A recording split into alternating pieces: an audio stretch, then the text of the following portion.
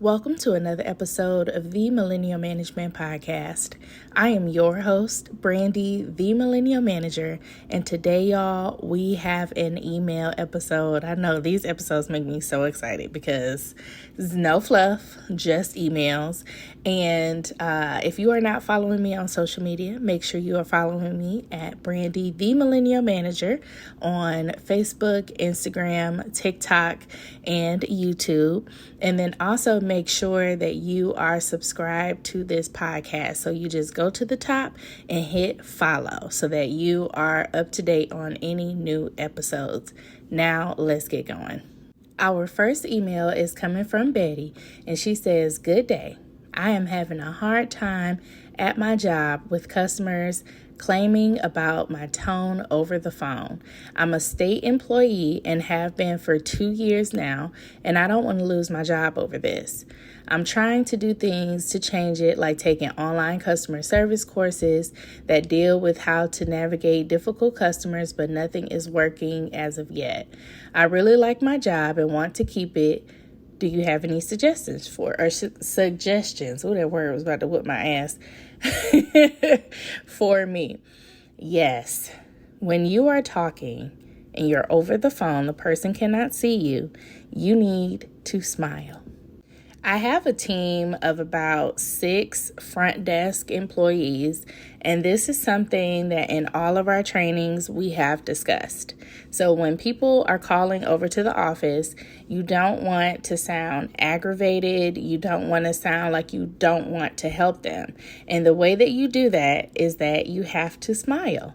Get yourself a mirror and make sure that you are smiling in that mirror. And that way, the person over the phone can hear that you are being friendly, and then also you can see what your facial expression looks like, because sometimes we don't even realize that we sound aggravated without really knowing that we sound aggravated. We may not even feel that way, but because we're using one set tone, I'm going to do an example, tone over the phone in the workplace. Thank you so much. My name is Brandy. How may I help you? You see how I sound like one way? I don't sound like a very friendly person.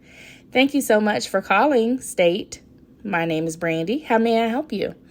I sound like I actually want to help you solve whatever problem that you have.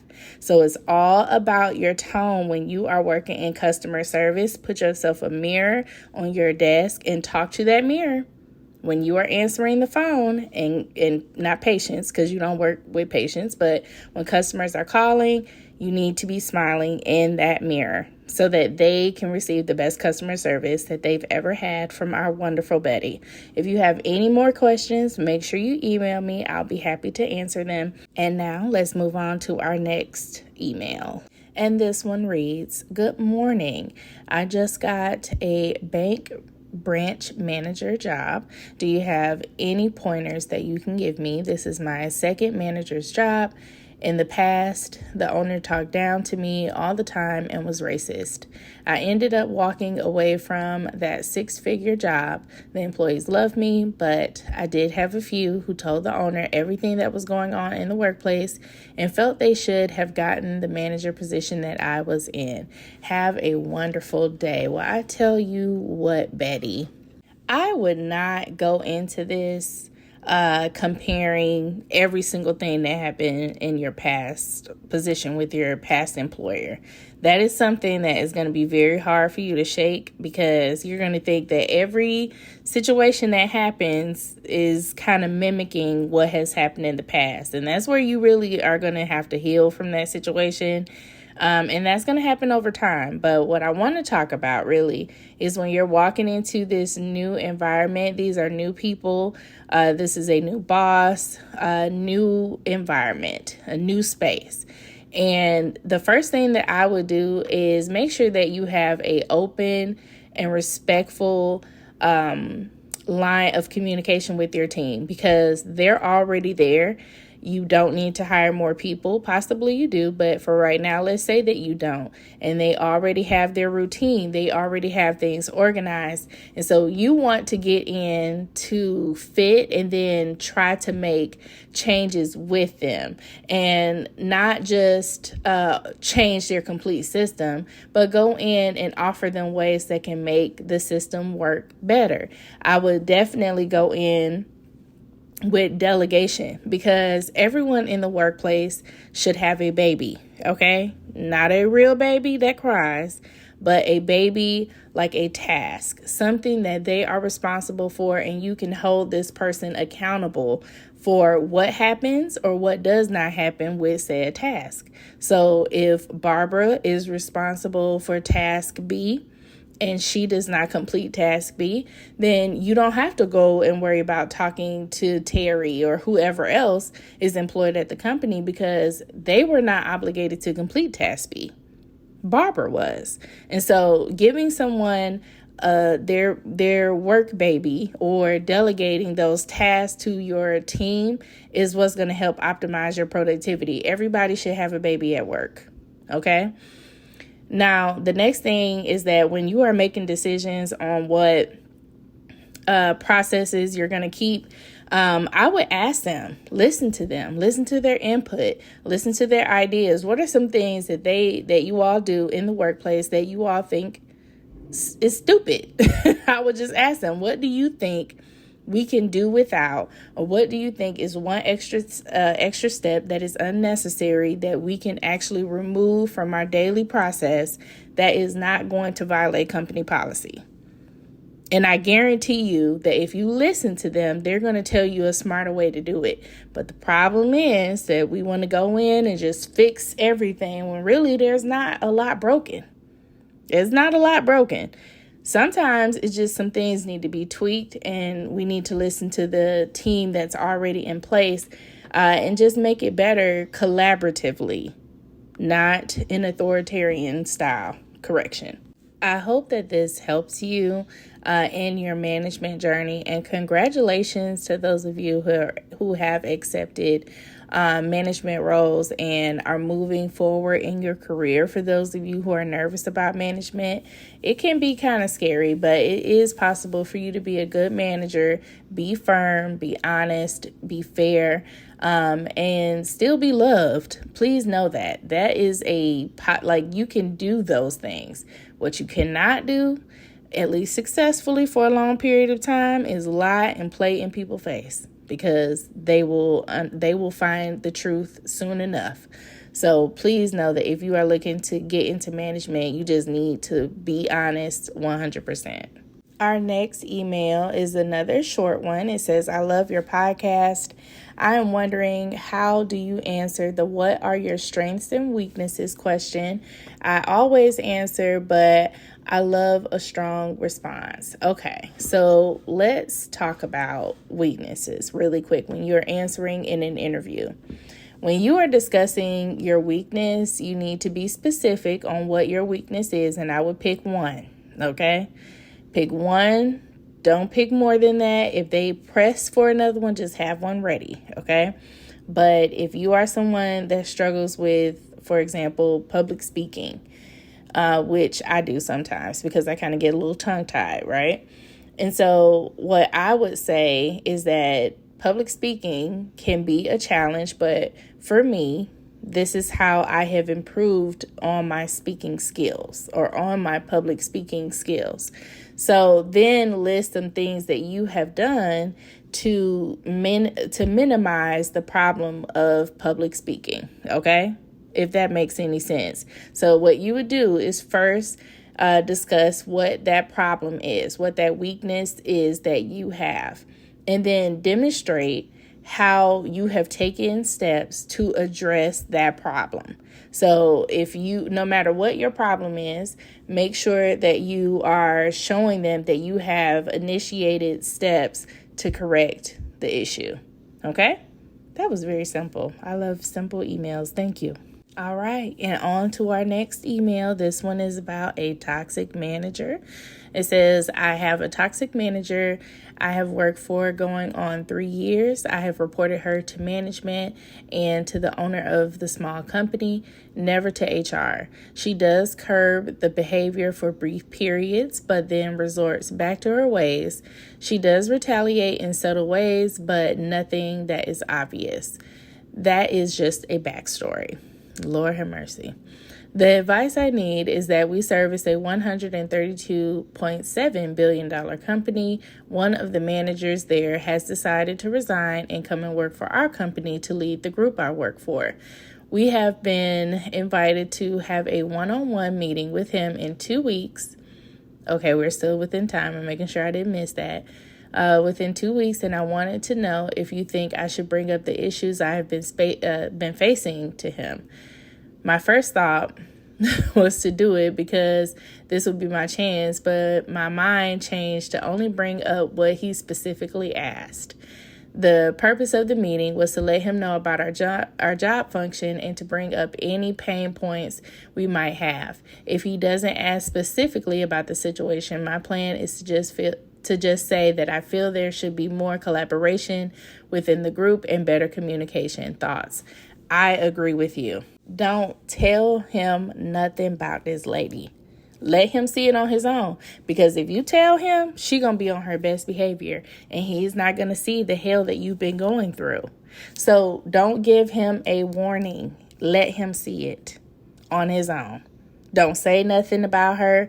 Don't talk bad about her, nothing, because she's going to be on her best behavior and act like you're bad-mouthing her. And then the next thing you know, you're going to be in the HR department's office. So let the manager figure out who is the bad apple on his own. Don't say a damn word, okay?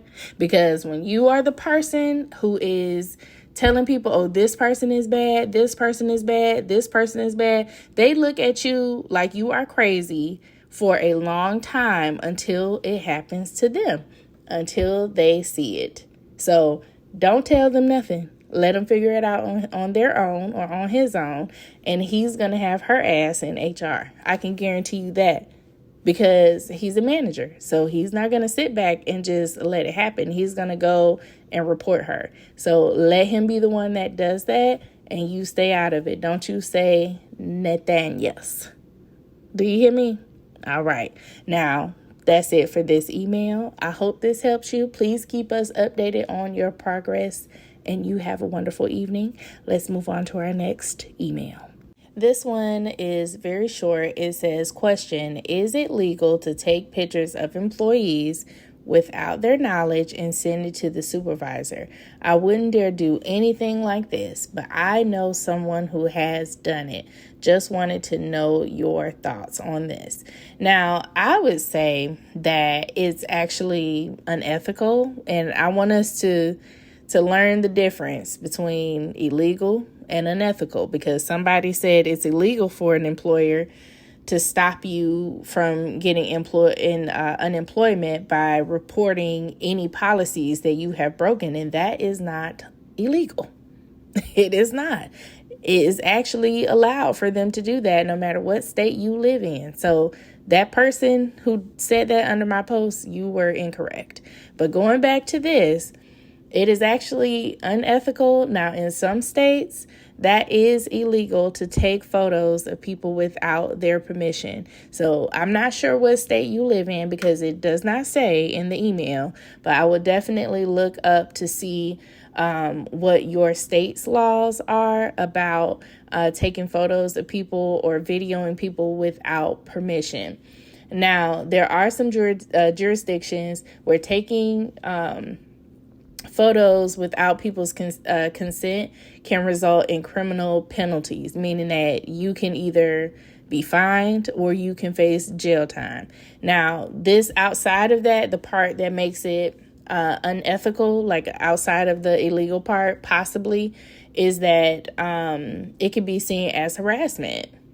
So depending on what type of picture it is, if someone was to look at this, it could seem as you are harassing this person, you're recording them without their knowledge, you're taking photos of them. It could be seen as stalking. It could be seen as something negative, or maybe it's a threatening manner. And you see how that just escalated from you just taking a picture to be messy, not you, baby, but you just taking a picture, somebody just taking a picture to show what someone is not doing. And all of a sudden it has become negative and turned into a possible threat or harassment to someone in the workplace. So my advice is to not do that. So whoever you know that has taken pictures of employees or coworkers and they're sending it to people via text and stuff like that, that can be seen as harassment. It could be possibly against the law. So please make sure you are up to date in your state based on where you live. All right, y'all. Now that is the end of today's email episode. We talked about it last week about having a bonus, and there is going to be a bonus, but where? Okay, that's the important question, because it may have to be on Patreon. Okay, now what does that mean? That means that the live bonus episodes are going to be paid episodes, meaning that you would have to be a member of the Patreon in order to listen or in order to watch, because it will be a live bonus episode. So once the logistics of that is kind of sorted out, then we're going to go from there, and we'll have like a bonus once or twice out of the month, and it'll be like a full subscription. So if you have any questions, remember to email those, or career questions, remember to email them over to themillmanagementpod@gmail.com. And then also make sure that you are following the podcast. Hit that follow button, which is the subscribe button, so that anytime we upload any new episodes, you are aware. I want to say thank y'all so much for rocking with me. It has been an amazing month and a half of episodes, and I'm just so thankful and so just blessed. So I appreciate y'all. Y'all have been running up the Instagram and TikTok accounts. Facebook is slowly going there. We hit 25,000, I believe, today, or we will hit 25,000 today. And so thank you so much. I'm just so thankful. And y'all have a wonderful, wonderful evening. And I will see y'all on the internet. Bye-bye.